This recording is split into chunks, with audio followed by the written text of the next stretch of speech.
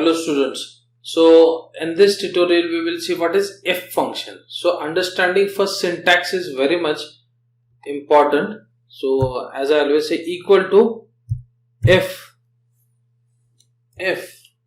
So see the syntax first, logical test. First it is asking to give the condition, that is logical test, and then value if true, value if false. Now my condition is if the balance is equal to 0, then n5 is equal to, that is balance, n5 is equal to 0, then I will say the invoice is paid. And if it is not equal to 0, I will say, if it has got some balance, I will say it as unpaid. So when the condition would be false, it will come as unpaid. So if my condition is true, it will say paid, and if my condition is false, it will say unpaid. I say enter. So for first cell, my condition is true, so it is saying that paid because there is no balance.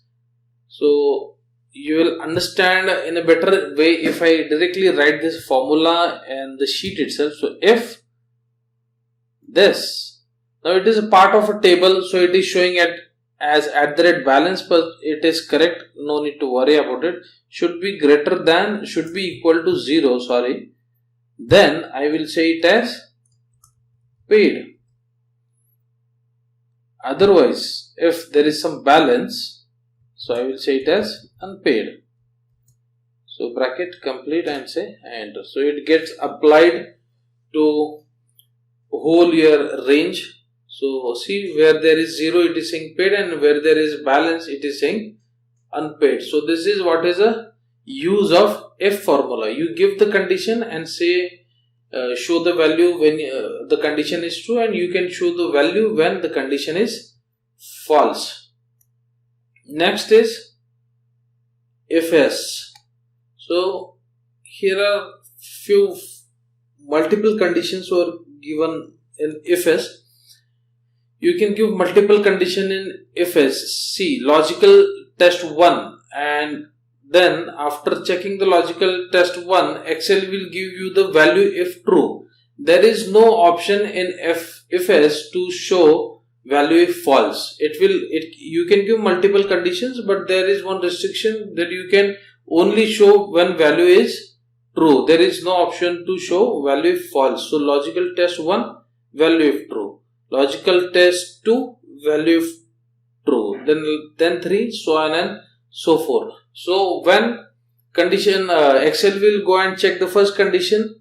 If it is true, it will give the answer and formula will close. If first condition is false, it will move on to next condition, check it, and if it is true, it will give the value. Otherwise, then it will move to third condition. That is what IFS is doing. So let's see, IFS N5 should be greater than 0 and L5 should be greater than 30. Let's write the formula.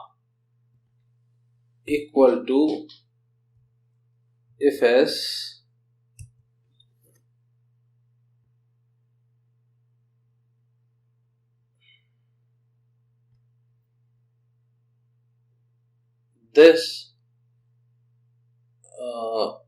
this should be greater than 30, then show,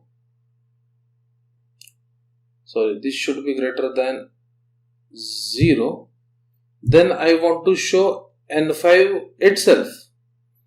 If this condition becomes false, it will go to next condition, which is this L5 should be greater than 30. If this condition is true, I want to show value in L5 itself. So again I select L5.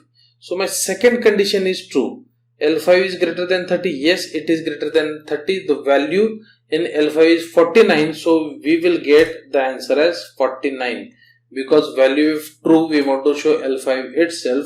So we get the answer as 49. So this is what is IFS. IFS might not work in 2007, 2010 and 2013. It will work in 2016, this function. So don't worry if you're using to the previous version and IFS is not working. So this is what if and if yes functions are. So keep on learning. So logical functions are a bit difficult to understand. You need to have clear in your mind that what is your goal, what you want to get from that formula, and then only you will be able to write the formula. So thank you very much and keep on learning.